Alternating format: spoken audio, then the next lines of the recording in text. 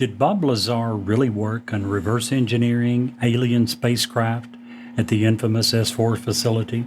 Or is his story a complex web of truths, half-truths, and outright fiction? In this episode, we'll sift through the layers of mystery surrounding Lazar's allegations, exploring the tantalizing evidence and the persistent questions that continue to captivate both believers and skeptics alike. Tonight on Newsworthy, 2 words and 2 question marks.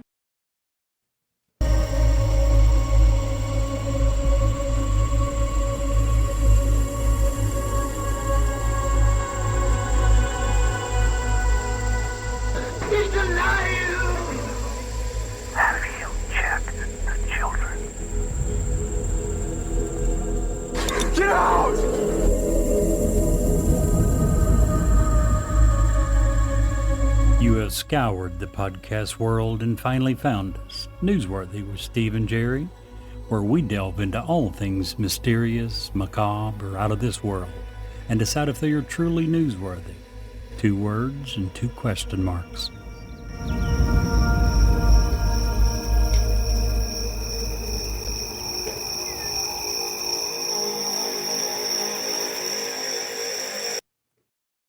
Why should you work with Ed Locke?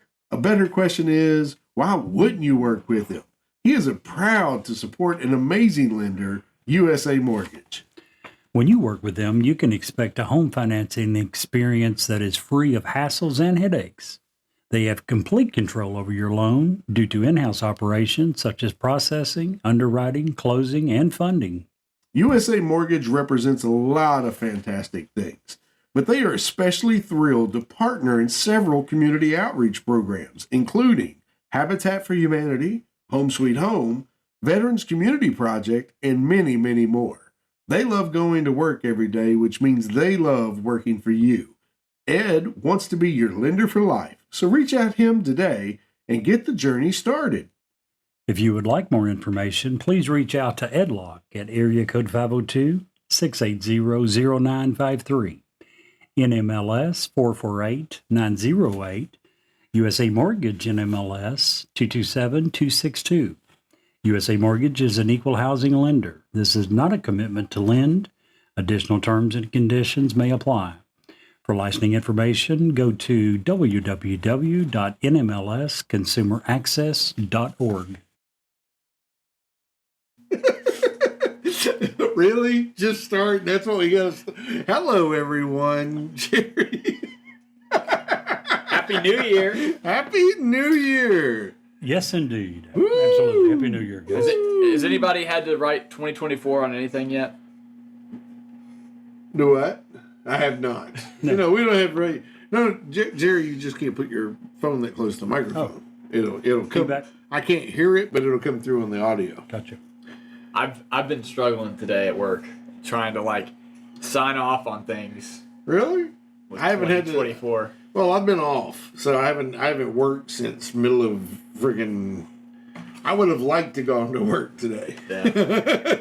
Just about done though. Hopefully, go back Friday. So Good to hear. yeah, You guys have a good New Year? tomorrow, and good to go. Yeah, it was a nice, quiet New Year. A lot of my kids were sick, so we ended up just staying at home. Actually, this is the first time we just hung out for several New Years, so it was kind of nice. Watch some videos. Patreon, you will never know what that means. Yes, we stayed at I'm home. just saying, what else is there to do, The right? kids went to bed early. I would hope so. All right. Wow. Woo, what a start to a show. What a start to a new year. I have no idea what these guys are laughing so hysterically about. Me Apparently either. there's an inside joke, and I'm just not apparently in on it.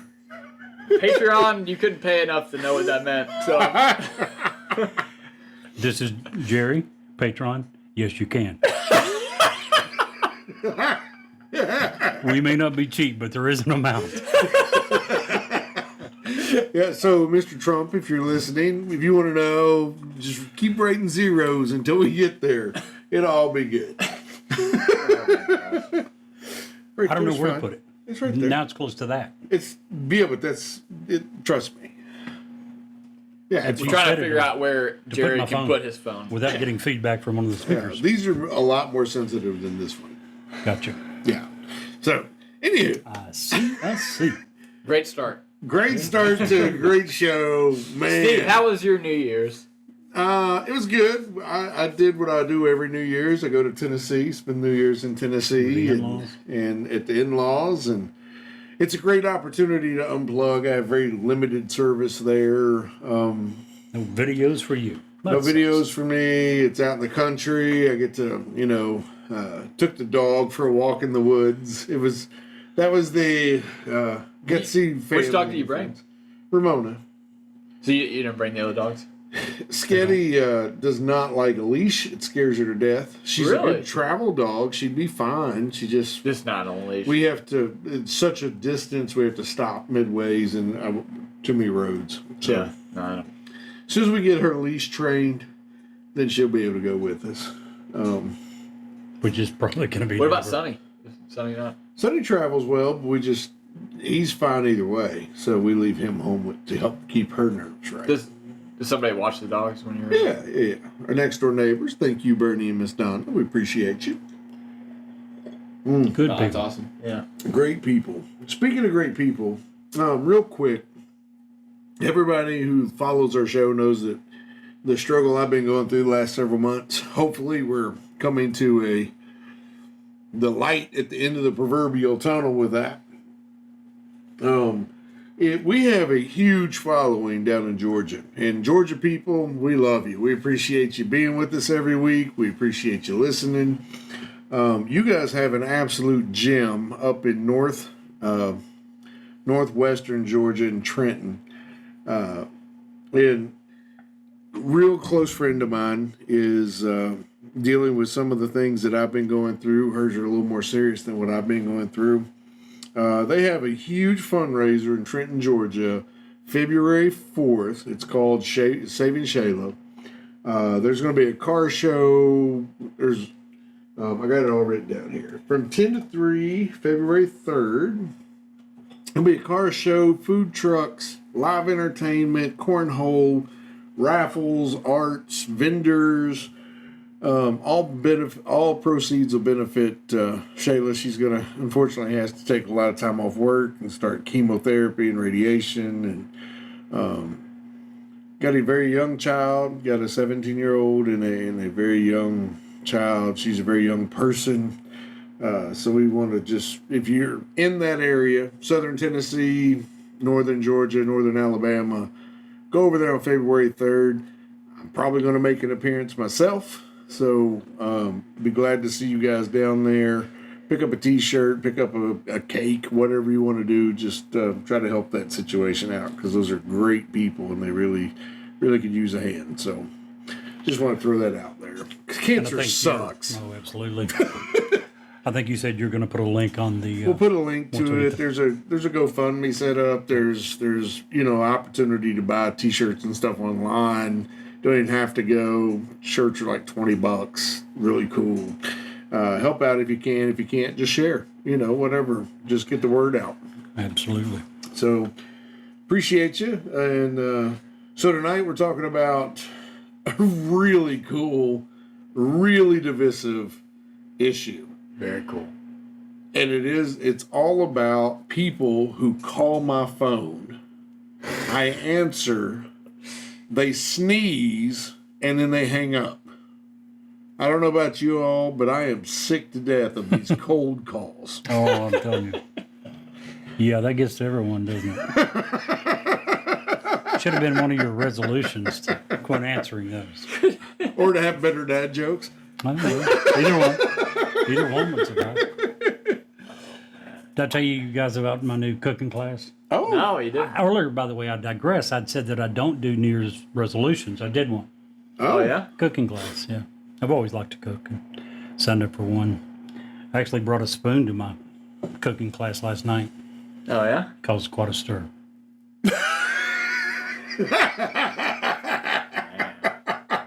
I'm just saying. Just saying. That was a rough one, man. Wow, I love it. So, back in 7th grade, my dad took me to San Diego.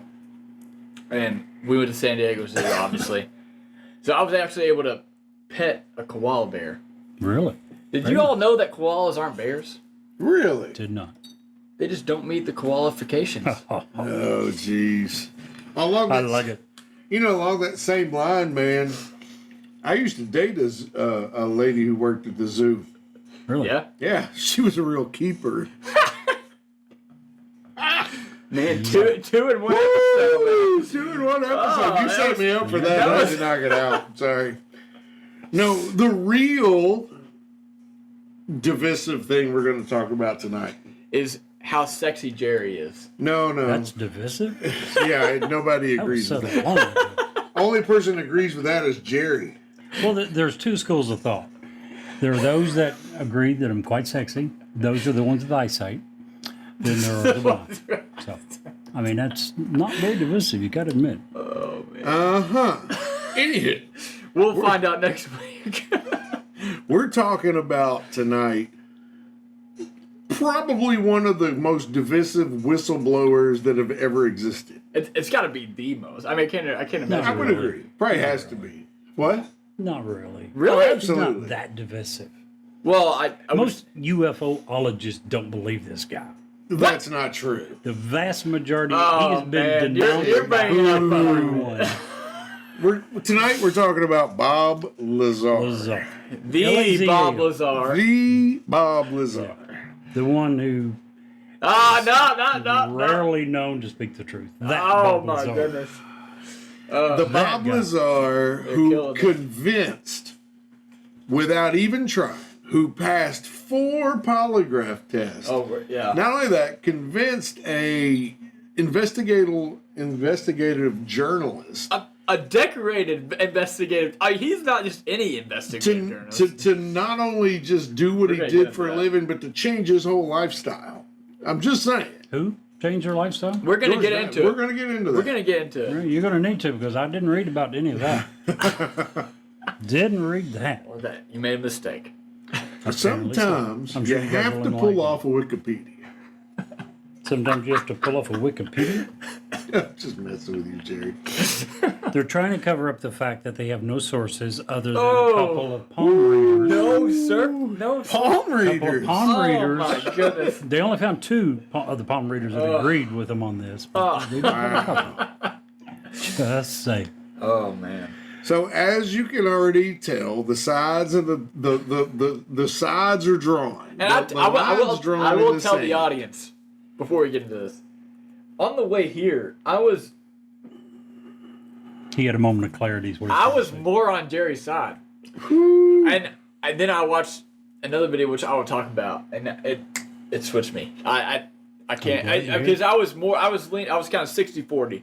40 your side, 60 I believe Bob was On the on. right Can't side. wait to hear how reputable and the academic credentials from the guy who put out the video that convinced you. Not can't wait- I can't wait to- everything is black and white. I can't wait to tell you the Sometimes you have to credentials. see shades of gray. I can't You're wait right. to tell you the credentials. So says the 2 palm readers. Both of them, not one, both of them agrees with that. Man, it's Do you realize now what I've had to deal with the last 30 years? You've only Facts, been doing logic. You've only been doing this a short little time. I've been dealing with this kind of argument for 30 years at this point. And you've yet to win one, so why would you keep trying? Because The question. I win more than I lose. And some people just can't realize and see logic. Logic.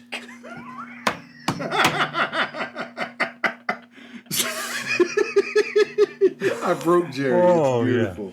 What a way to start the year. What a Bob way. Lazar, This is we the got first- a good show. First Mr. show Bob of the Lazar. year. This is a great show. I think, like I said, this is one that I kind of teetered on. So, for those of you who don't know, Bob Lazar is an American conspiracy theorist claiming to have been a defense contractor and a physicist at Nellis Air Force Base Complex, which is said to contain Area 51.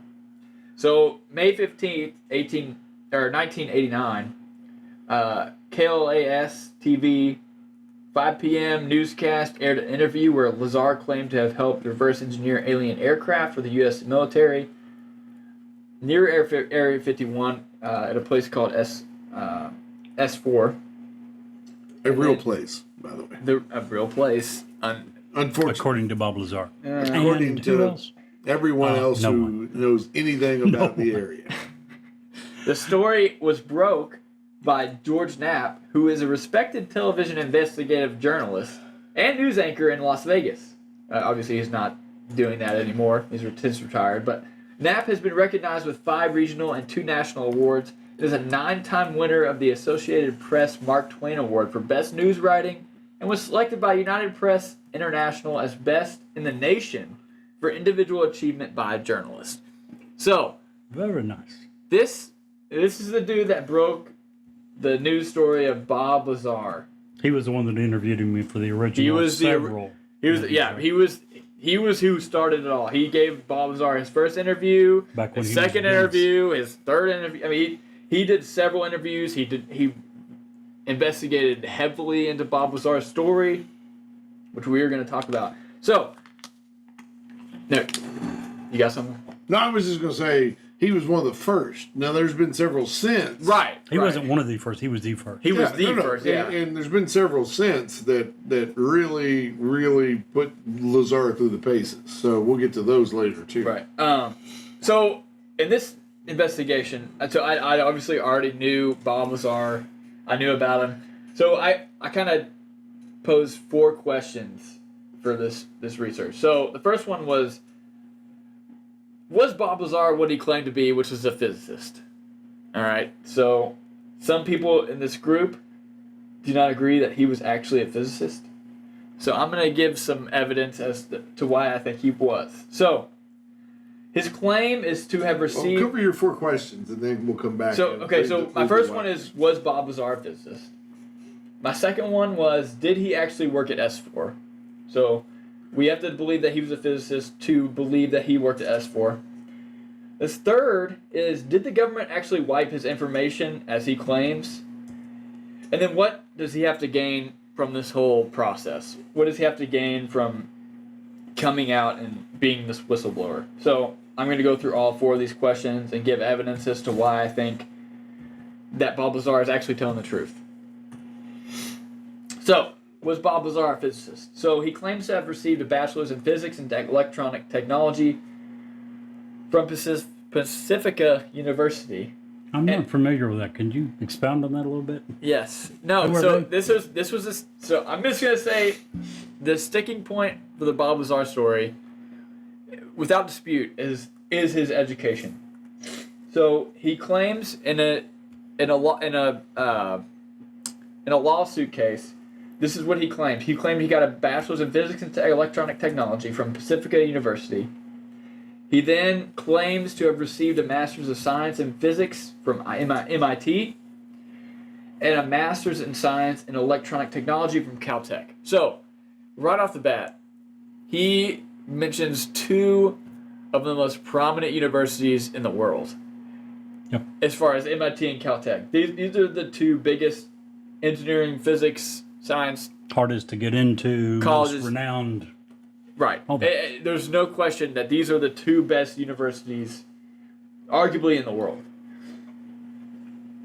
So, that is his claim.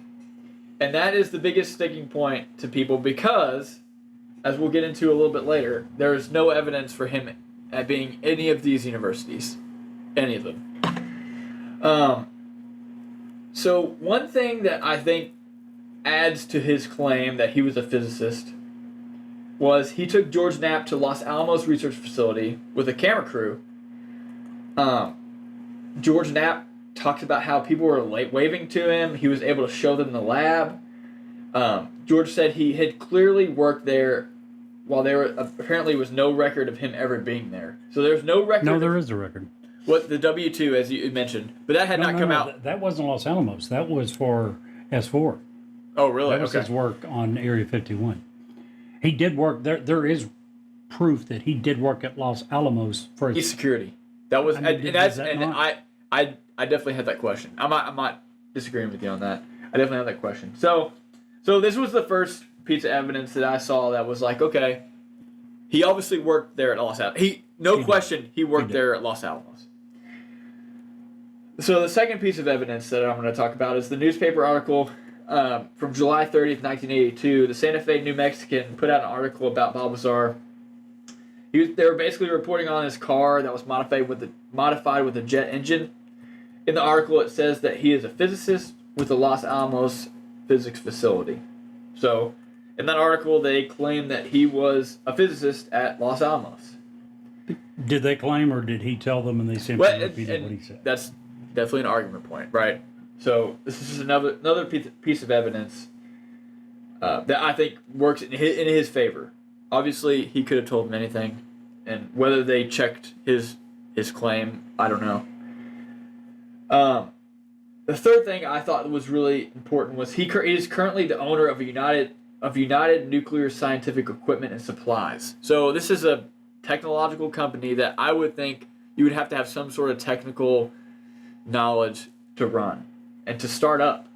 So this is another thing that if you don't even think that he's a physicist, he's obviously well educated, at the very least. He's extremely bright. He's well educated. Just listen to him. He's extremely smart. The last thing I'm going to talk about is something that George Knapp had talked about. So he told a story with Joe Rogan. He was on a podcast with Joe Rogan. He told a story about during COVID. He had heard about COVID is transported through touch on it could be on your cereal box. So he was looking into he was talking to Bob, who he considers a friend. They're friends now. It's not just like, oh well, I'm using Bob to push this story so I can make some money. They're actually friends. So he talked to Bob about getting a UV scanner to disinfect the objects that he was buying and things like that. And Bob was like, oh well, you don't need to do that. I can make one with the parts I have in my garage. And he did it. And he gave it to George. And he was like, man, he just come up with this UV scanner just out of the. Does that sound more like a? I'm not saying that this adds to the fact that he's a physicist, but I'm saying that he's obviously very intelligent, very well educated, right? And I don't think anybody's going to question that, right? So, was Bob Lazar a physicist? I think yes. So, I'm going to check that box. I think that Jerry's probably going to not check that box, but we'll get into his side here in a second. So the second question, Can I ask one question? Yeah, go ahead. Just for further clarification, where do you think he got his degree in physics from? Yeah, so, and this is the thing that was a sticking point for me. So, Pacifica University had, I think it was in 1982, I didn't actually write this down, but I think it was in 1982 they came out, and basically they were shut down because they were essentially giving out degrees. Diploma mill. Right. It was just like, if you pay the money, you're going to get your degree. So, that being said, he was obviously educated somewhere. You could say that in Pacifica University was a bogus degree, and since it was shut down in 1989 or 1990, I can't remember when his hearing took place, but there's no way to prove that he actually went there because there's no evidence of that university. They don't have any of the records. I just want to say that if I were a whistleblower and I'm the government and I don't want people to recognize this person as a whistleblower, I had that exact same thought. I could probably, knowing the vast amount of resources I have in my toolbox, could probably make that person's history disappear. Exact same thought. And I will 100% get to that. So I agree. Could I add one thing? Could I add a question to that? Sure, absolutely. Could you make every professor that he ever took disappear from his memory?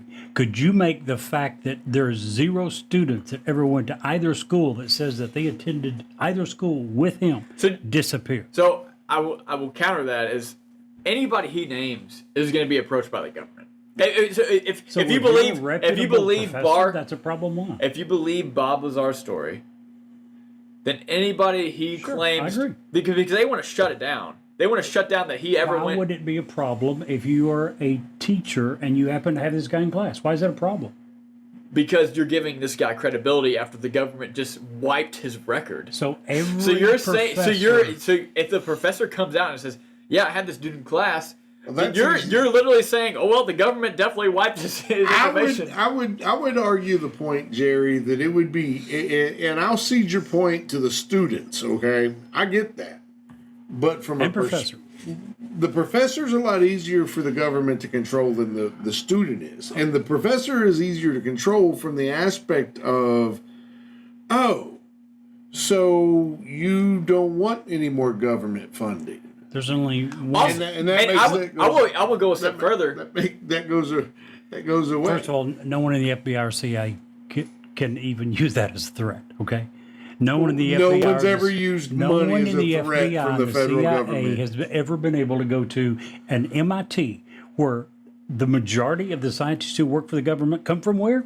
MIT, and say we're going to take away your funding. By the way, they weren't able to do it for every school. They found a couple of his professors. Do you know where they were at? Pierce Junior College. Okay. We know he went there, and he's named professors from there. Oh, he said that they were MIT professors. It turns out they weren't. They were professors at Pierce Junior College. But those professors do remember him. I guess they didn't get the same memo you're talking I about. will say, so junior college is very different than like a state school, where I would say, so I went to UK for mechanical engineering. I have a degree there. I can show a picture of my diploma. I would bet that none of my professors remember me. Not a single one. Not a single Ever. one. And I graduated with honors. It's not like I was a bad student. Really? I would guarantee that none of my professors remember Let me. me ask you this. Do you remember the names of any of your professors? I do, yeah. Oh, okay. Guess what? This intelligent, Also hasn't super been bright 30 guy that years. you're talking about? So I will get into that. Steve, I went to school. I went to my freshman year at UK in 1983. I had English, I had history, I had calculus, I had chemistry. Ask me for one of the professors' names, any of those. Fred Flintstone would probably be one of them. I didn't say Fred Flintstone was a class that I took. Usha Balasubramania was my calculus professor. Dang, you still remember? I don't remember my first. Gautam calculus Sinha professor. was my Fortran professor. Dr. Ireland taught U.S. history up to 1851. Dr. Chin was my 1850. English teacher. The only one I Dr. remember Chin. is my English professor. See, I don't that was remember- Dr. Savchuk. That was 40 years ago. This guy, who's far smarter than me, can't name one professor. I will say, so I graduated in 2019. I would say I can't name a one of my calculus professors. Ever? Not one. If you had one named Usha Balasubramania that it I mean, took you if you 6 weeks to figure if you out told me how their to name, names, I could probably point them out. But that was 5 years ago. I could not tell you one professor. Only one I just- remember is Mr. Savchuk, and that's only because he Did you guys literally- get a little bit off track? For this to be one of the most intelligent people in the world, he can't There's name a difference professors between or intelligent students. and having a memory. He can't I'm name one just student. saying. He can't name his best friend Well, that he partied with. So are you and serious? we go into the same thing of like, no matter who he names, they're gonna have a target on their back. right. No matter who it is. That can be your excuse for anything in the world. Well, I mean, Well, one They're hundred lying because the government. 100%. It could be but either way you go, look at I that. mean, Edward Snowden didn't use an alias, and look where he's spent the last 10 years. What, Right. 10 years. Right. In Russia. What brings up another- He was a It's probably whistleblower. 10, yeah. So that's what happens to whistleblowers. Why didn't they do something with this? All right, so we're gonna get into that. Hold on. All right, Okay. We so ain't got I'm there sorry, yet. didn't mean to get ahead. the next question is, did he work at S4? So First of all, is there an S4? What is S4? Absolutely. he claimed According to who? the S4 was a portion of what we think of as Area 51, right? It's about 8 miles south, according to him. 8 to 10 miles south of So- Area 51. All right, so a couple of things that he has known or claimed to know that has, in my opinion, come out and it's now fact. So he had a knowledge of element 115. Jerry had talked about, well, we didn't know that there was an element with 115 protons at that point, but he could have easily been like, oh, well, we're eventually going to find that.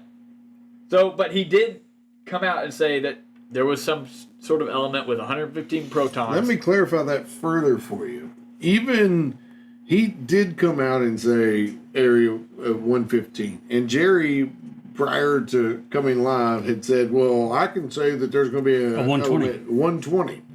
And at some point, you're probably going to be accurate. Oh, However, listen, However what? Jeremy Cobell, who just did the Bob Lazar, the new Bob Lazar 2018. special, Netflix, yeah. said, and even at the very, very beginning of all this, back 30 years ago, that Bob Lazar said that there's going to come a time that we'll be able to simulate and hopefully synthesize and utilize this particular isotope. We just don't have it today. Right. So, just so you know, I mean, it wasn't a blanket statement like, hey, it's never going to be there.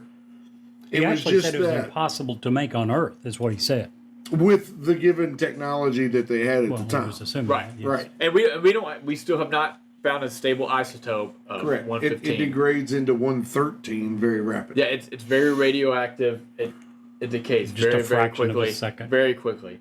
So, First of all, and we won't get into the weeds here with that because physics can be very in the weeds and very non-podcast friendly. Yeah, real quick. But if you want to take 20 minutes and completely mind screw yourself, read about how all that works. Like 115 is stable but degrades fast into 113 that's just crazy unstable because it makes more sense. It blows your mind. It's a weird thing to read, but check it out. and it's not easy to find a stable isotope. No, it's heavy crazy metals to like even this. understand. Right. It's not. It's 115 not like is one of the heavy- we're just gonna add a neutron to this thing and it'll be all right. This isotope 115 that you're talking about is basically a super heavy. It's something that's ridiculously heavy. But I didn't mean to cut off. No, but yeah. I did want to make sure that it was noted that Bob said that at some point we'll probably be able to synthesize that. Right, which we have. Right, but not No. stable. Oh, yeah, yes. Right, we have made discovered an element 115. You know, how it wasn't like he just said, "Oh, there it is," and We've made we'll a grand never total be of able 4 to do it. isotopes of element 115. Yeah, he Since said what? What was the 2003, I think. It was a 2003, that's team what I of was Russian and thinking, American yeah. scientists. it was a Russian in Dubra. It was whatever their super collider is in Russia. But go ahead. Sorry, Brett. No. I didn't mean that's to. Important. No, that's. I just think it's important that he did say Yeah. at some point we would be able to synthesize it, hopefully, and utilize it. right.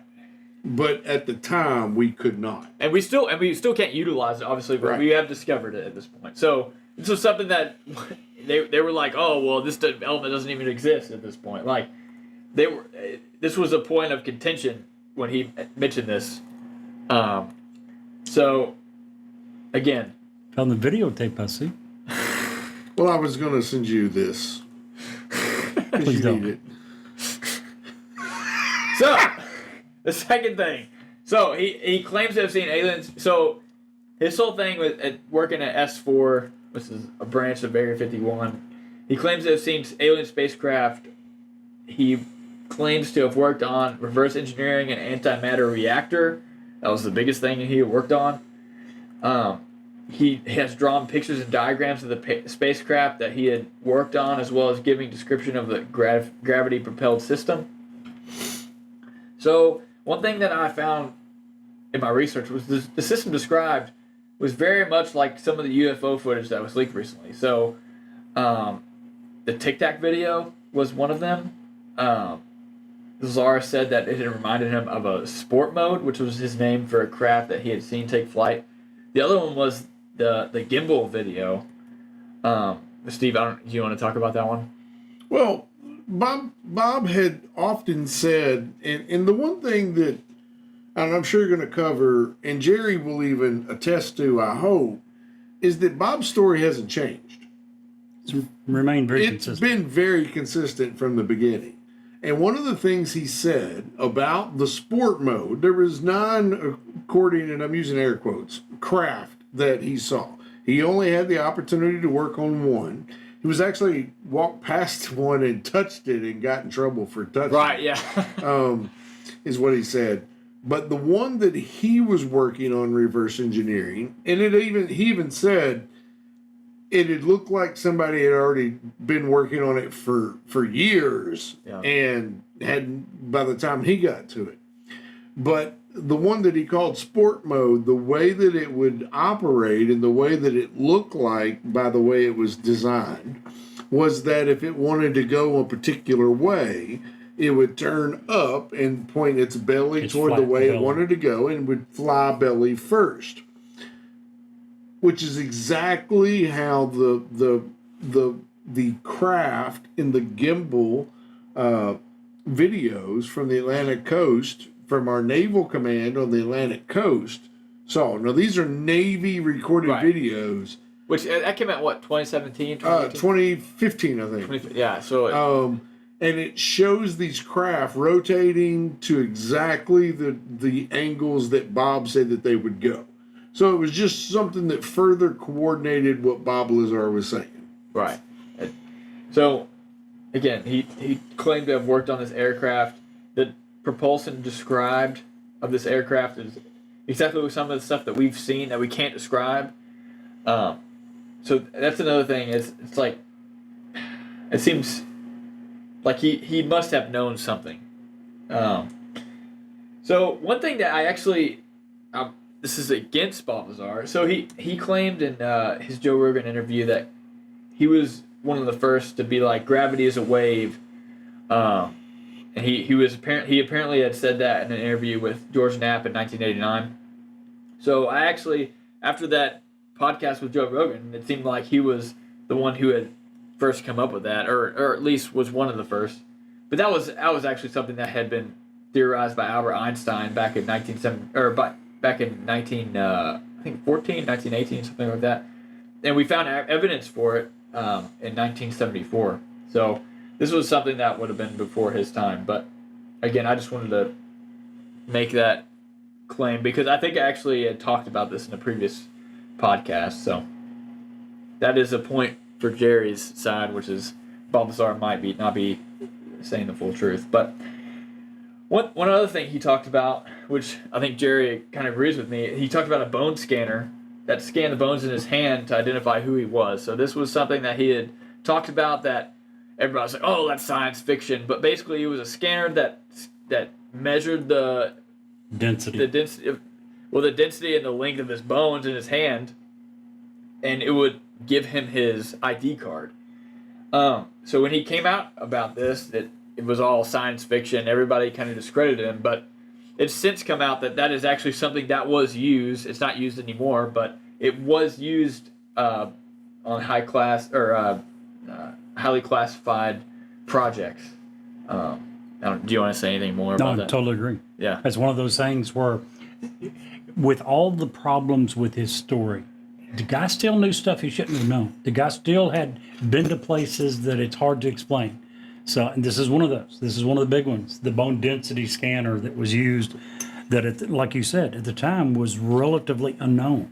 And he was saying, hey, this is the way that we had to authenticate. This is the security system they had. And it turns out that many highly secure military installations at the time was using this exact system. Yeah. So another thing that I found in my research was, and it was actually something that came out pretty recently. So he said that he witnessed U.S. government briefing documents which described alien involvement in human affairs over the last 10,000 years. So this was taken from an article from GB News back in December of 2023. So a whistleblower named David Grush, he said under oath that Benito Mussolini's government recorded a non-human aircraft in 1933. So Benito Mussolini was an Italian dictator back in the 1920s, 30s, and 40s. So he said that he recorded a non-human aircraft back in the 1930s. So this is something that America would have probably been aware of at the time of 1970s, 1980s. And so again, this is another thing. He's saying that we've known about alien involvement in human affairs for a significant amount of time, and this coming out recently, this year, really, or this past year, I think it adds to his claim. So not only that, right Area 51 in and of itself wasn't even a thing. Right. What would you say was? He put it on the map. He put it on the map, but Lockheed Martin actually convinced the United States to make this a base, all to help develop the U-2. They needed a place to test and develop and I flight thought this went test. back before the U-2. They had a small Air Force base at this facility, but by the time that they were looking to develop the U-2, this was at the very end of World War II. It was the very beginning, and the Cold War was heating up. We didn't have a place that we could develop the spy plane necessary to be able to go to Russia because we were scared of all of our regulars. The Skunk Works, and I forget the guy's name. He's considered a genius. You know, he was one of their aerial. He's the guy who created the U-2. Convinced the United States that they needed to purchase this particular airfield in the middle of nowhere. They actually, right as they were building Area 51, just to show you how crazy this place was, it's downfield of the nuclear test facility. Right. They had to stop building Area 51 so that a radioactive cloud could pass by and then go back to rebuilding it. It's been used as a nuclear testing site more so than any other. Oh, It's not absolutely. just Area 51. What's that? That whole area is a grid. What's it known as? There's a name for the whole place. Nevada.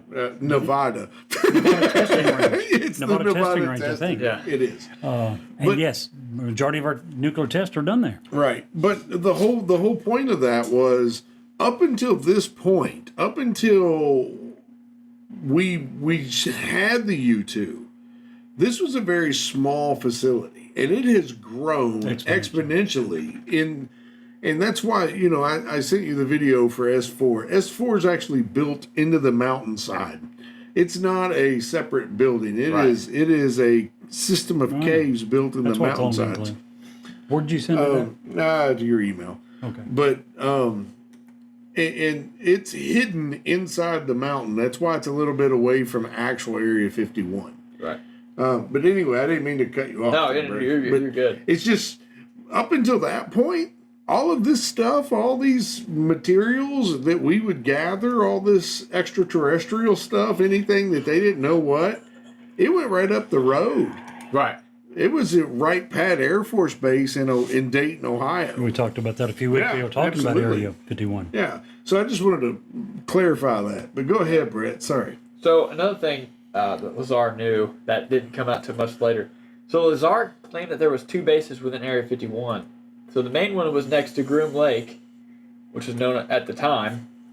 The second one he mentioned was underneath Papoose Lake, which with hangars containing reverse engineered spacecraft.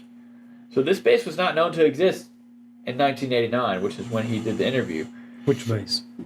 There was a base Either one? underneath Papoose Lake. The S4? I'm not sure. Papoose I'm Lake not is sure. S4 base is Yes. under the Papoose Mountains. Yeah. So S4 is where But that's actually, located. even the other one hadn't, as Steve mentioned, Right, it wasn't The acknowledged by the government hadn't government. officially Right, that was acknowledged like 2003, 2005, Something something like like that. So the existence of this base was confirmed a few years later by independent researchers. So again, this is another thing of like he knew that this base was there, but again, if you're talking about S4, that has not been confirmed till date. so there's definitely a base under Papoose Lake That has not been confirmed. that has been confirmed. Show me one thing and I'll say you're right on everything. I'll try. I will look. I will there's look. not in 20 years We'll when let it's Steve when do it's in 20 years when it's acknowledged from the federal government, we'll come back and say, Well, this has Show me one been record. confirmed. we'll come to the nursing home and say, Jerry, here it is. Here's your proof. Trust me, it'll be my grandkids in the nursing home before you come up with proof for this. Yeah. So this was confirmed by independent researchers.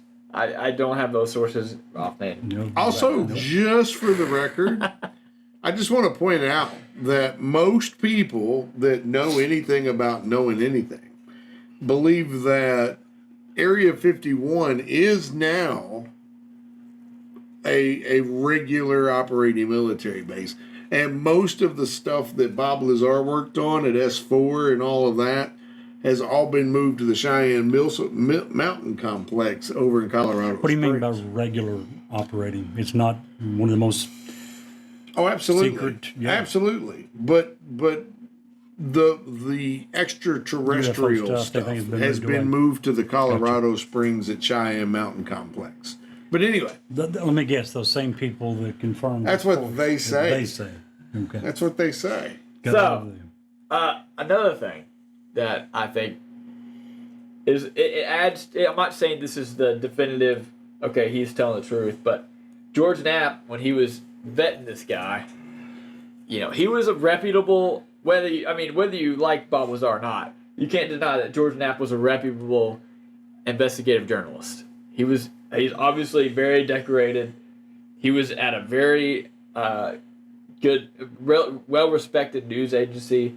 So he made him take 4 lie detector tests when he approached him with the story.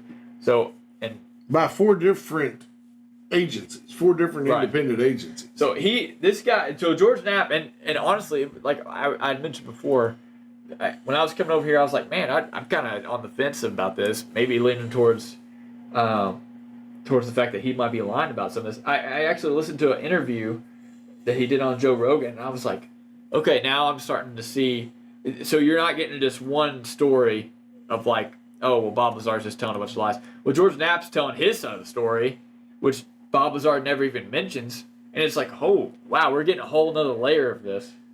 Well, I think that part of it is that Bob, Mr. Lazar, is very deadpan about it all. Right. I don't feel in any way, shape, form, or fashion when I hear Bob Lazar talk about the things that he worked on or he experienced, that there's any hyperbole in it. Yeah. It doesn't appeal to me in any direction. I have a pretty good bullshit meter.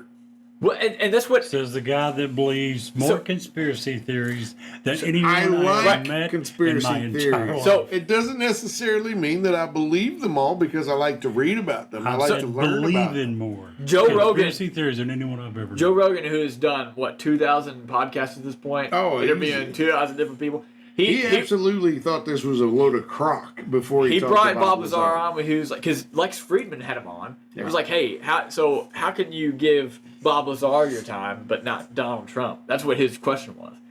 And Joe Rogan was like, I just wanted to see if this dude is full of bullshit. Yeah. He's like, I didn't think he was. Like, No, I mean, in Joe Rogan, This is a dude that I is actually listened to this podcast, and he will tell everybody. Before Bob Lazar was on my broadcast, I thought he was full of crap, and I was probably, I think he said 70-30, 30%, maybe there's extraterrestrial, 70%, that's all a bunch of hokey crap. And I am firmly convinced that I'm the other way now, is what he said. right, and he told Joe Rogan stuff off air that we'll get into, but so the next question I want to get into, so I don't know which one I should do first. So what does he have to gain from this? That's another question, and we'll kind of get into did the government actually cover this up? So he will say currently he said on Joe Rogan that coming forward had ruined his life, and he regrets it. So he regrets coming forward. Like in a Joe Rogan interview, he wasn't even wanting to do the interview for fear of what would come after it. He talked about how a bunch of conspiracy theorists had like camped out on his yard and was like, just harassing him, saying, oh, I believe in aliens, like I had this experience or I had that experience, and he's just dealing with all these crazy people. That's one thing. You probably didn't answer my call to come on the podcast for He an doesn't interview. do. Yeah, we're not Joe Rogan. Unfortunately. We're not Joe Rogan. We can't even get his number to call him. Right. Much less for him to turn down a call. I did try. I looked. did you? I couldn't find any way of reaching out to inquire even about it. Unfortunately, as much as we've grown, we've not grown to the status of Joe Rogan.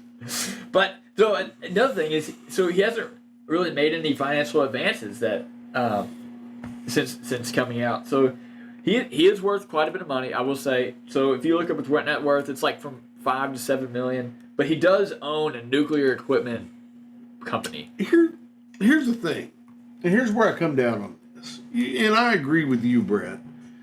If he were coming out with this to make money from this, it would be much more in the mold of a Giorgio Takakis.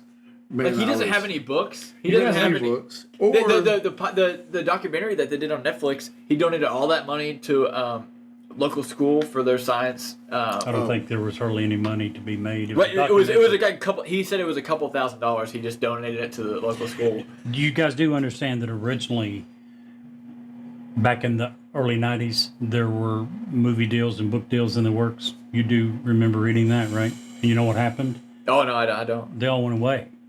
You know why? Because they couldn't find one physicist in the world that said the guy knew what the hell he's talking about. They couldn't find one scientific expert that said this guy. all funded by the government. Okay, you're right. Every scientist in the world is funded by the government. Most of them Guess are what? probably. My only point of bringing that up was this. No, that's a good point. There originally That's was a a good point. shitload of money that he was looking at. That was in 1989 when he first came out. Right. Do you realize it didn't? Never mind. Let me know when it's going to be my turn. Okay, I got a few I things will to let you cover. know. Okay, so the other thing, I'll try and go a little quicker. So George Knapp, he talked about how he came out and was like, after the Bob Lazar interview, he was like, hey, anybody who has ever worked at Area 51, send it, like call us in, give us some information. So he said it was like he listed like 5 or 6 different individuals that had called in. One of them, he said every single one of them had basically called back and was like, hey, I can't talk to you. I've been like essentially threatened by the government to stay quiet. One of them was a lady who her daughter, she lived in Las Vegas at the time. Her daughter had flown from Los Angeles to Las Vegas pretty frequently to visit her. She said that they basically came out. This is George Knapp saying this, not Bob Lazar. She came out and said, I can't give you this information anymore because, good dudes in suits came and was like, hey, I know your daughter's flying from Los Angeles to Las Vegas. There's a lot of desert.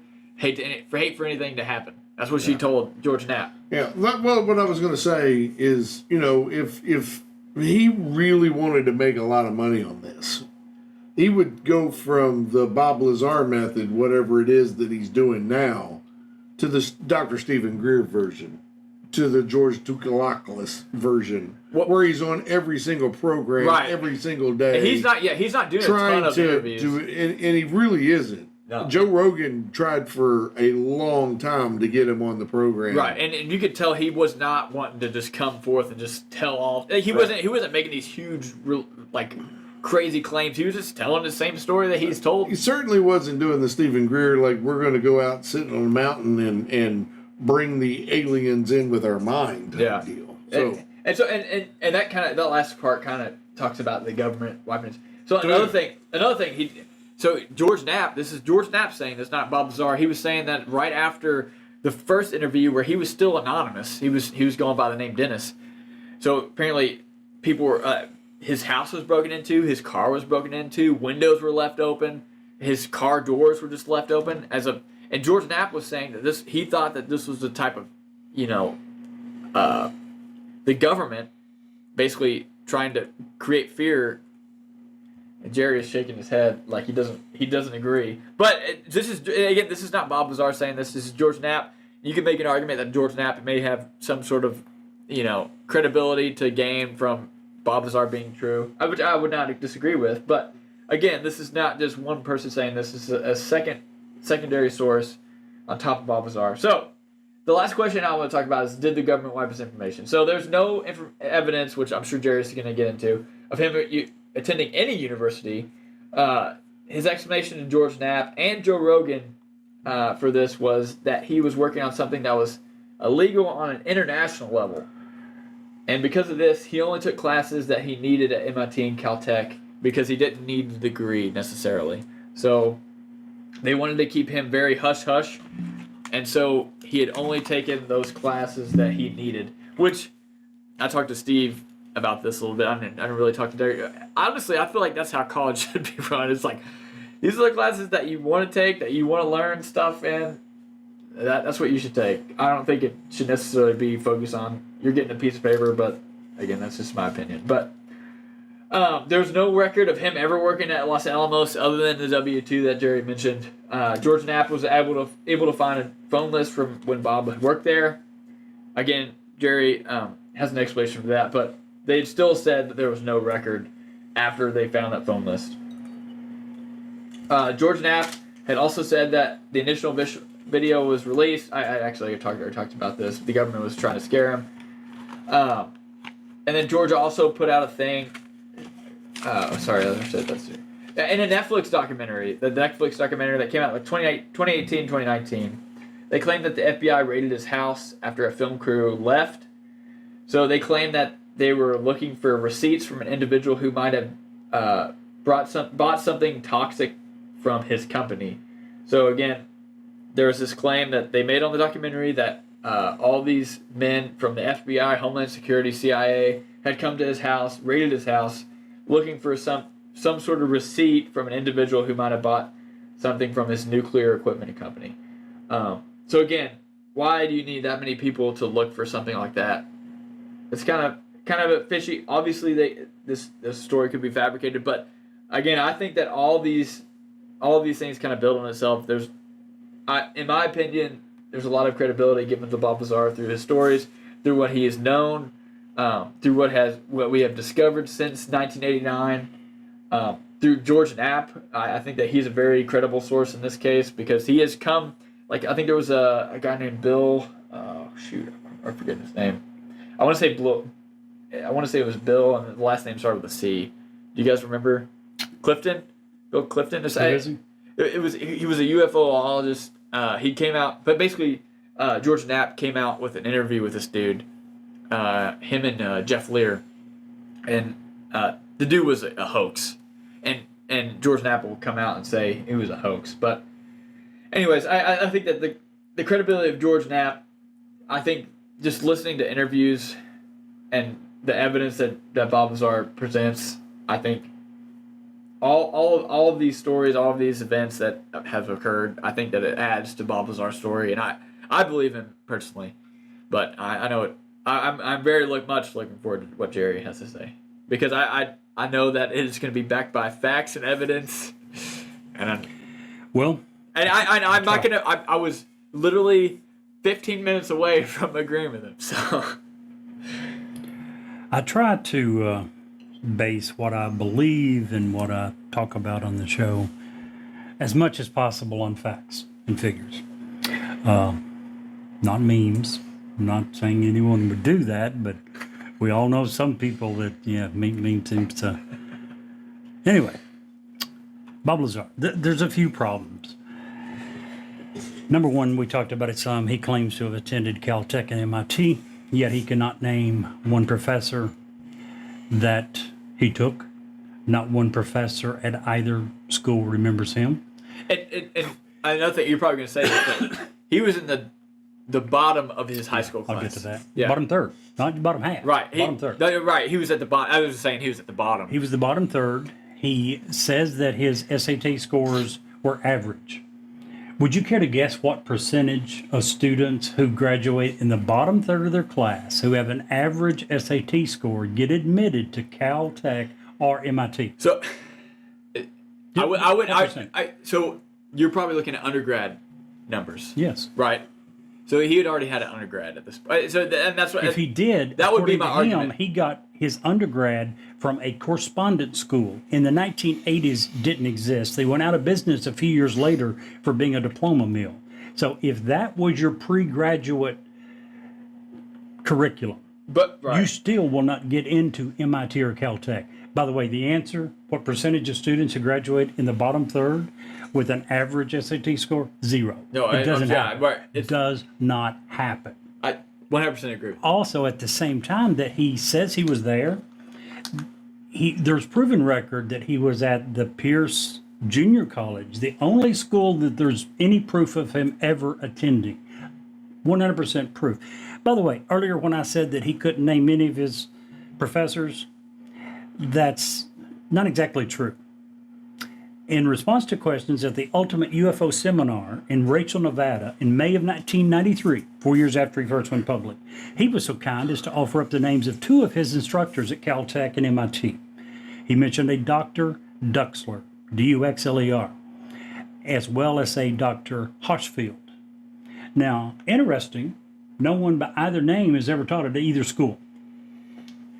There was a William Duxler who taught math and physics, but not at MIT, not at Caltech. He taught at Pierce Junior College. Again, not one professor can he name, not one student can he name, not his best friend, not the guy that he hung out with and partied with. Not one student knows him from those schools, not one professor knows him. It's pretty clear he did not go to either school. He has claimed extensively that he did. We talked about the fact of where he graduated in high school. By the way, when he was in high school, he took a grand total of one science class ever. He had one chemistry class. Really? It was his only chemistry class. That's according to Wikipedia. Yeah, I will say Wikipedia is very biased in this. Well, again, it's got citations. I didn't note it for that one, but I can look it up if you Right, yeah. want. I didn't look at the citations either. When I was reading it, it was very biased to one side. Number two, he claims to have a master's degree in physics from MIT. So, again, first of all, no record of him ever being there in the first place. Right. The problem with Bob Lazar is when you begin to try to find physicists who agree that what he talks about is even possible. Okay? Well, go ahead. Yeah, go ahead. Finish. Okay. One critique that I read of his says this. After reading an account by Bob Lazar of the physics of his Area 51 UFO propulsion system, my conclusion is this. Mr. Lazar presents a scenario which, if it is correct, violates a whole handful of currently accepted physical theories. Mr. Lazar on many occasions demonstrates an obvious lack of understanding of current physical theories. On no occasion does he acknowledge that his scenario violates physical laws as we understand them. And on no occasion does he offer up any hints of new theories which would make his mechanism possible. Mr. Lazar has a propensity for redefining scientific terms and using scientific language in a confusing and careless way. For these reasons, I don't feel that Lazar's pseudo-scientific ramblings are really worthy of any kind of serious consideration. Dr. David Morgan, a physicist, and I'll give you a link to his site. So, and I will say, the stuff that he's describing, he recognizes that the way we understand technology, physics, science, it's hard to explain. That's why we can't reverse engineer it. Almost everything that he says violates every physical principle that we go by. So he's going to take everything that we know. He's basically saying that these people can influence gravity, which is in ways that we don't think is possible, right? Every law of physics. Here's another one. Tom Mayhood. He started a design in the 1990s dedicated to Area 51, UFOs and similar, otherhand.org. And at the time, he had several articles about Lazar that were very positive. He wrote a follow-up in 2018, and one statement struck me. He said, and I quote, "I quit following the subject 20 years or so ago when I started my graduate work in physics and realized that the basic science elements of Lazar's tales were something well beyond wrong." He goes on to say, first and foremost, I need to touch on the basic science of Lazar's tale. In the world of scientific research, the harshest insult that can be leveled against someone's work is that the person is not even wrong. Meaning, the research or theory is so bad that it really can't even be discussed coherently. If I were feeling charitable, and I'm not, he says, I suppose his story may just barely reach the not even wrong level. So this is what other physicists say. Right. You're talking about his propulsion system. The biggest one is when he starts talking about that these things didn't travel distances. They warped space and time and pulled the object to them. Every physicist in the world says the only way that would be possible would be to create an immense black hole, and it would suck not only the distance. Let me finish. Okay. It would suck not only the space between. That would have to go away and disappear into the black hole, along with everything in its path. Right, if they're creating a black hole, it's going to take everything. Right. That's his theory. But this is that physicist theory. No, Bob Lazar said that space-time was bent, and what it did was Right. to take foreign objects and pull it to it. There's only one way for that to happen: is for a black hole to eat everything in between. That was loud. Now, Steve. I would just venture to say Yes. that let's just blank slate it. Let's take our personal feelings out, because that's what I'm doing. Okay. If I'm trying to describe how I think something that I have not seen operate, a lot of times we would use words and verbiage that we don't necessarily understand. First of all, if you're a physicist, you do understand it. Period. Let me finish, please. Okay. I'll let you finish. Let me finish, Please do. please. When people were witnessing things that are written in the Bible, we have often said they had no comprehension of what they saw, Sure. so they wrote with what words they had available to best describe it. I don't think that that's all that dissimilar here. When we're talking about why are you rolling your eyes at me? He's a Because- physicist. If there's anyone in the world, he says he's a physicist. If there's I anyone in the understand world that. that should be capable of describing it, it is Understand a that. physicist. Unless it's a Except- technology that we have not. No, even I'm not talking about come the technology. close to- I'm talking about when he's describing how this technology worked. And Exactly. He That's- describes that's it the in whole certain point. ways that says everything we know about physics is not true. Right, that we don't understand. We don't understand how this is. And there's plenty of videos that the U.S. government has come out with that has said there's a spacecraft that's doing things that we can't explain how it's doing it, but it's doing it because we got it on video. Like you're trying to say like, well, this caveman back in the day, he was real smart. He's trying to explain like a nuclear reactor, or he's trying to explain like this. So you're equating Bob Lazar to a caveman? I thought he was a physicist, according to you. When you're talking about technology that is hundreds or thousands of years in advance of us, in a lot of ways, yes. Here's my point. I searched long and hard in the last week trying to find one physicist that says what he says is possible. When we were eating dinner, I made a promise to both of you gentlemen. I said, if you can find me before the show starts, one physicist who says that any of this is possible, not Right. that it happened, not that it's accurate. If you can find one physicist that can say this is even in the realm of possibility, I'll go on air and bow down to both of you and say you're 100% right. I don't disagree with what And you're saying. neither one of you Yeah, right, I don't come either. up with the same thing I did. Because There's not one physicist that I could find anywhere who says that this is anything that he talks about. When first of all, we all agree, he sounds really smart. Not according to physicists. But so here's the thing: it's like we look at these videos of UFOs that we can't explain. We have videos. We watch them before the podcast. We have videos of objects that are flying through space that we have no explanation of how they're flying through that. So if through he space. doesn't understand, then say that.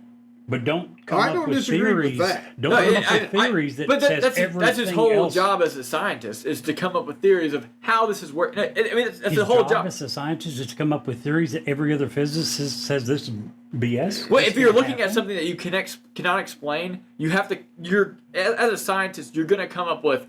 Well, I think it may be working like this. I just want to say That's that just- there that's was a just what you're point gonna in have. time where everyone in the world thought the world was flat, Yeah, and then it was changed.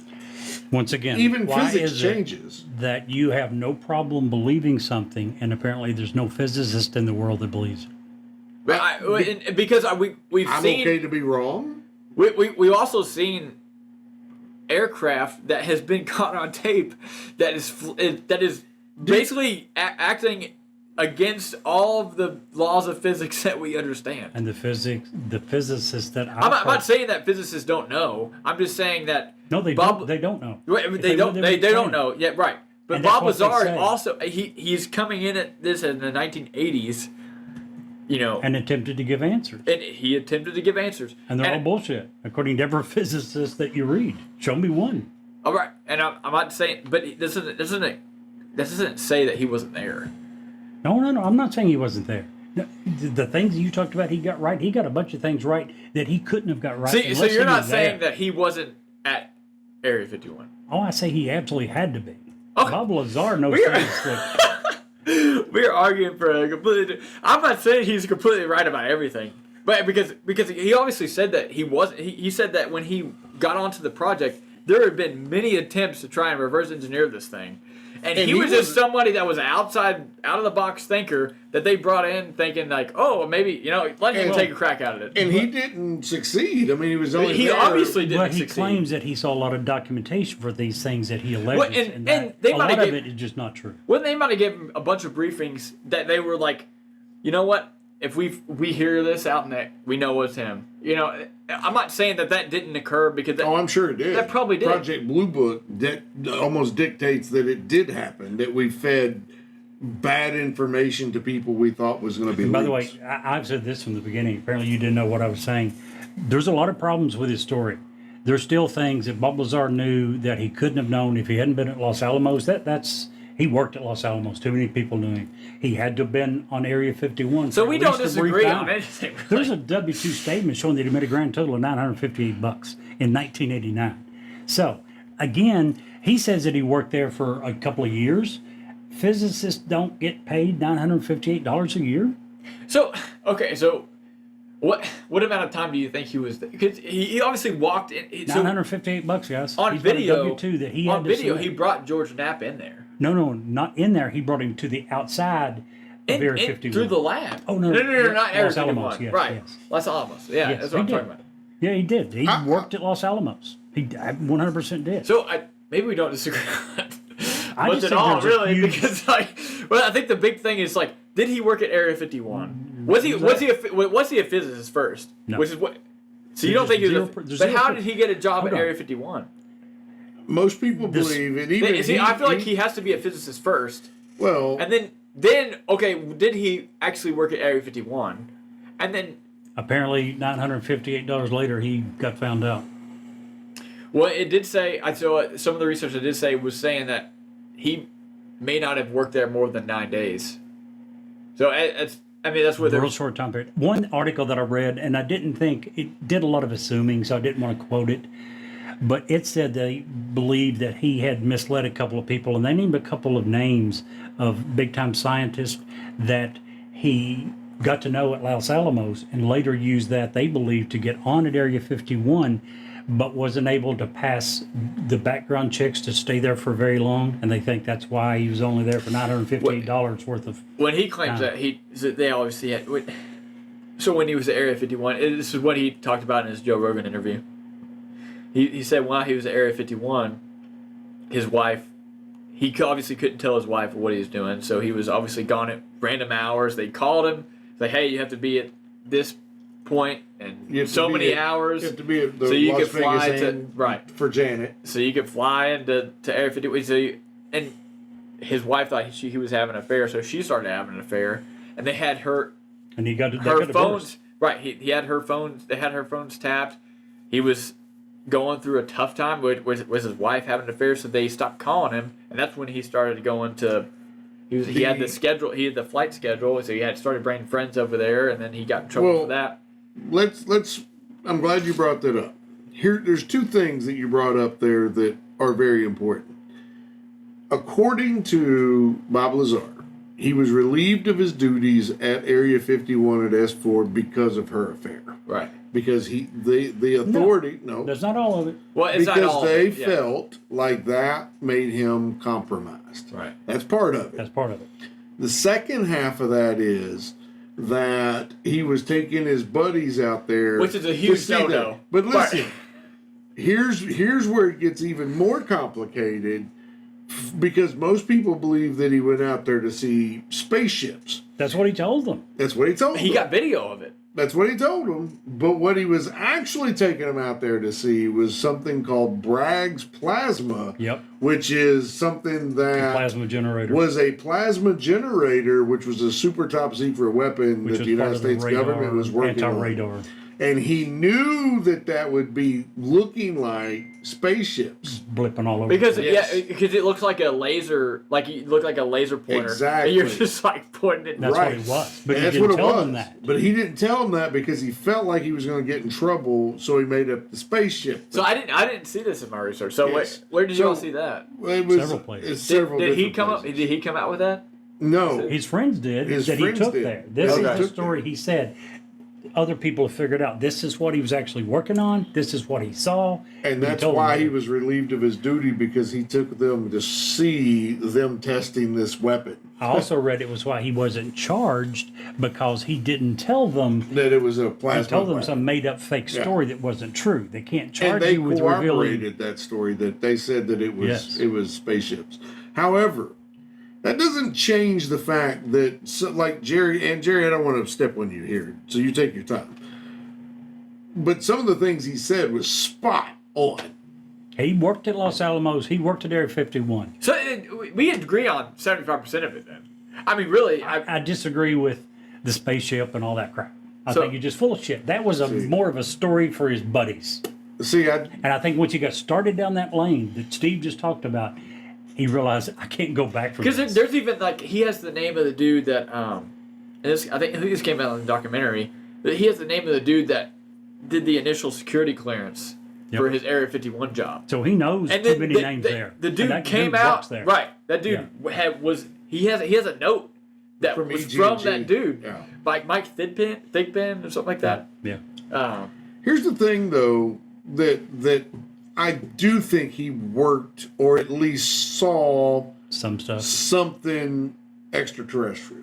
And it all comes down to how much, and it has nothing to do with Bob Lazar, except the fact 30 years ago, he specifically said that this thing will turn its belly up, and that's the direction it goes. The only reason that makes me 100% convinced he at least saw something at S4 is because I 1,000,000% believe that Lieutenant Commander Farver from the U.S. Navy saw what he saw. It's on video. And it's on video. Right. It's So like, doing the Does the Navy exact put out? thing that Bob Does Lazar the video said. show it in good enough detail to see that it turned? Yeah, which you direction 100% was? see it turn. I thought I saw it. You see it And with that rotate Fly and go. Billy. What we're You see talking it about rotate, Billy for sure. first, if you think about a round disc, Right. you would think that due to Again, aerodynamic reasons, aerodynamics, it it would wouldn't try work. to fly with the, like a plane Right. comes to a sharp point, right? right. Can you imagine a plane that would turn belly up and then Right. fly Billy No, first? I That's can't. basically the way that he's claiming. And Right. that, to me, that's why, and I'm not a physicist. It's not something someone would probably guess, right? right. That's not something you would be like, oh, but it does this. Guys, I get it. And that's what That's that why video shows. And it's like, I 100% that's agree one of the that he big was there. things. It's like, man. And, And- if we agree on, like, okay, you agree he worked at Area 51. Yes. So that's something we can all agree on. We're like 75% of the way there. Yeah. I mean, it's really not that much farther to be like. Did he fudge did he see his something? education records? I think Huge. absolutely. Huge. Absolutely. Well, and he even says, like, he even claims, apparently to Joe Rogan and George Knapp, that he did not get a degree He's from changed the story MIT on and that. Caltech. He now says he went to some special program that was But highly secret. he just took specific classes that he needed. which is not what he said for years. For years, he said he got a Ever- master's degree from both. And yeah. Now, right. here's the problem. Once, I'm sure we've all had a friend who didn't always tell the truth, right? What happens when you figure that out? Suddenly you begin to do what? Question every damn word out of their Oh, mouth. I 100% That's the agree problem I with have that. with Bob Lazar. I have trouble. Let me go ahead with a couple more things. Sure, sure. Here are some of the news organizations that have said that Bob Lazar description as a physicist was self-proclaimed. SmithsonianMagazine.com. I've got links to all these. LA Times, New York Times, Yahoo News, iNews from the UK.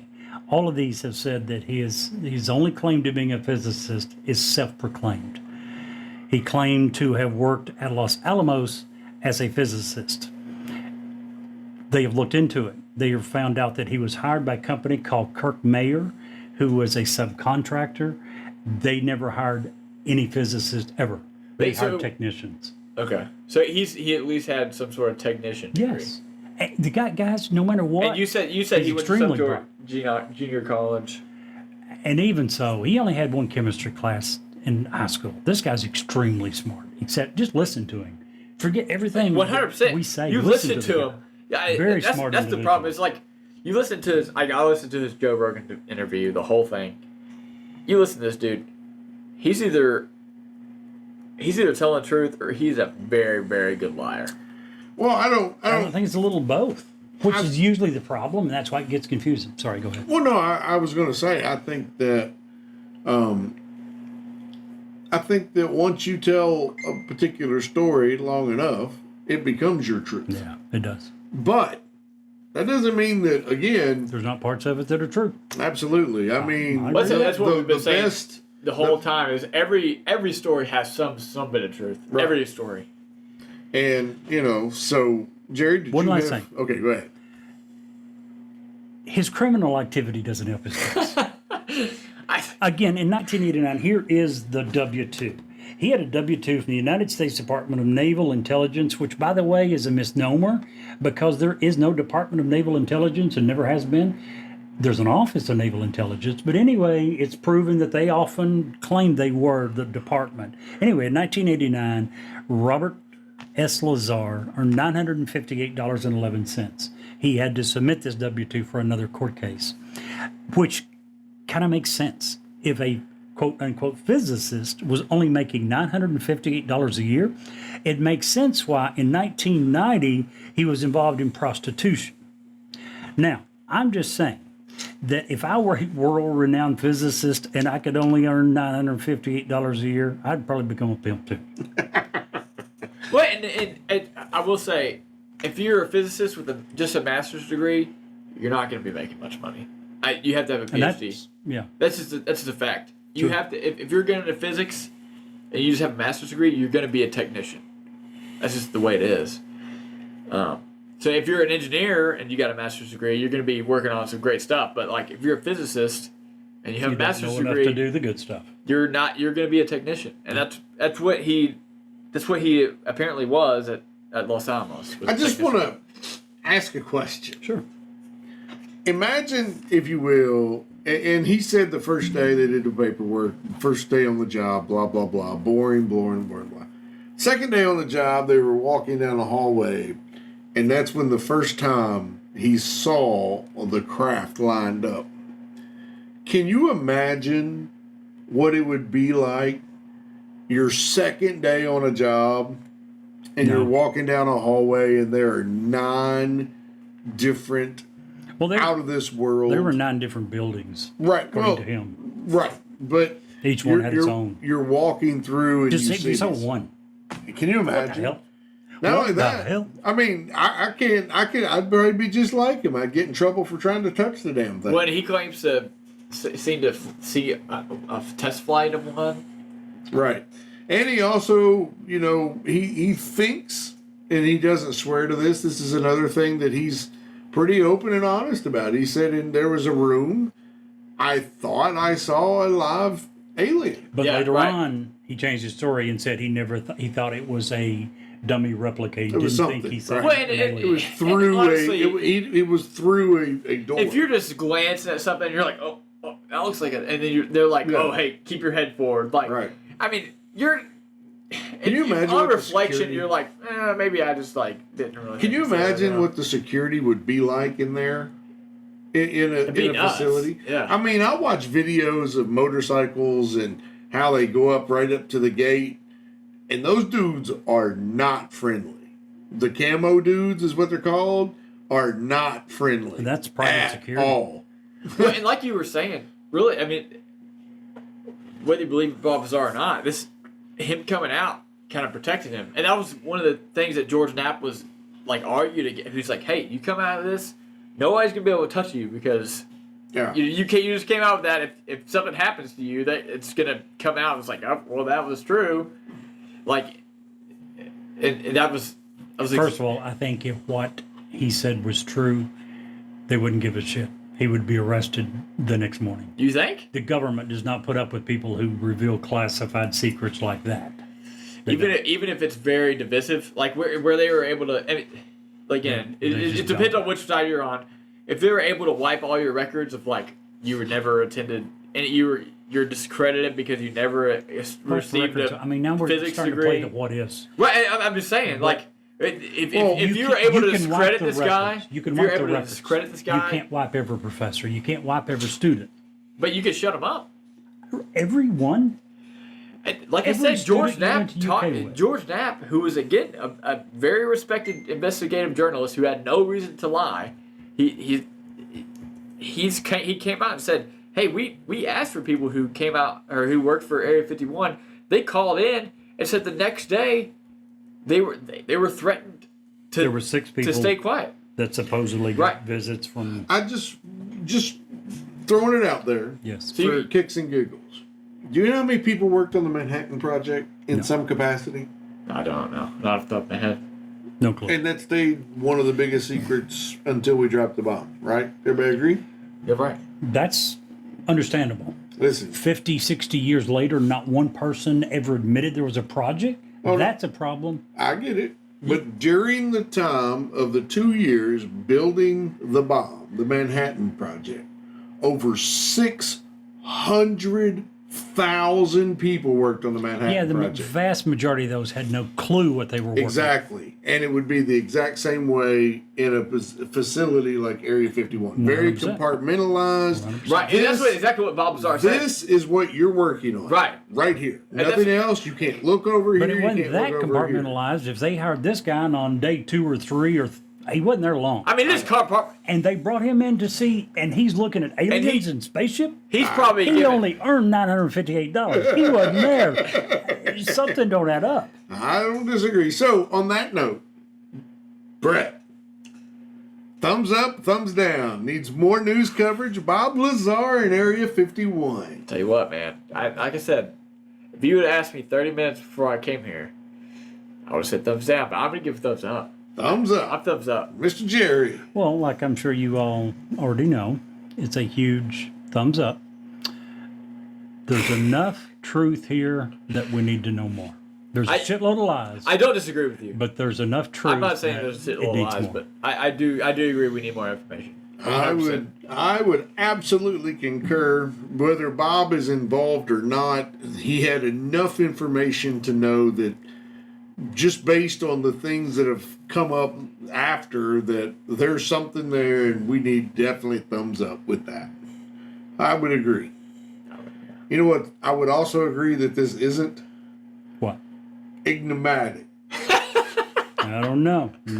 We'll see. saying. We'll see what they People don't just- realize, but we actually do the teaser, which you hear first. We do it after. So whether or not it's enigmatic is yet to be decided. No, I'm pretty sure it is not. But definitely thank you for joining us today. Hang out for more right after this. Man, that episode is really interesting. And if you'll stick around for us for just a few commercials, we have another great story to tell you. Hi, this is Ed Locke with USA Mortgage. When it comes to buying a home, the process can be overwhelming and confusing. With so many options, it can be hard to know where to start. That's why it's important to work with a certified mortgage loan originator. I have the knowledge and expertise to guide you through the process and find the best mortgage option for you. I will work with you every step of the way to ensure that you are getting the best deal possible. So if you're looking to purchase or refinance, please reach out to me at 502-680-0953. So don't take on the stress of buying a home alone. Work with me and I will make your dream a reality. Trust the professionals and make your home buying experience a positive one. MLS ID 448908, DAS Acquisition Company, LLC, doing business as USA Mortgage, MLS ID 227262. This is not a commitment to lend. Additional terms and conditions apply. USA Mortgage is equal housing opportunity. If you want us to review or rate your product on air, if you have suggestions for new episodes, awesome ghost stories, or anything else, please reach out to us. Our email address is newsworthyWithSteveandJerry@gmail.com. Our text number is area code 540-709-1318. And now, back to the story. The Rake of Grand Canyon National Park. The Grand Canyon region is a vast landscape that, while immensely beautiful to visit, is largely inhospitable to human habitation. While there are some trails in the canyon, many parts of the landscape are completely inaccessible. Is it possible that an ancient creature lives in the caves and caverns that dot the sides of the canyon walls? Are there tunnels that wind through the earth beneath the canyon? Though no one has provided conclusive evidence of the beast, in September of 2014, filmmaker and documentarian Bill Brock and his team traveled to Peach Springs, Arizona, to a cave called Grand Canyon Caverns. Their mission? Follow up on whispers and rumors of a monster there called the Rake. It's said to live near the Grand Canyon. Although they did not find any evidence of the creature, their film is certainly worth watching. According to eyewitness reports from locals in Peach Springs, Arizona, who say they've seen the Rake, the beast is at least 5 feet tall with sharp claws, hairless gray skin, and eyes that glow in the dark. A huge mouth full of razor-sharp teeth. Some say the Rake has the power to turn off electricity, and many report the creature has a thirst for violence and scurries through the dark on all four, howling at anyone it sees. And Jerry, if you can't see the light, Be the light.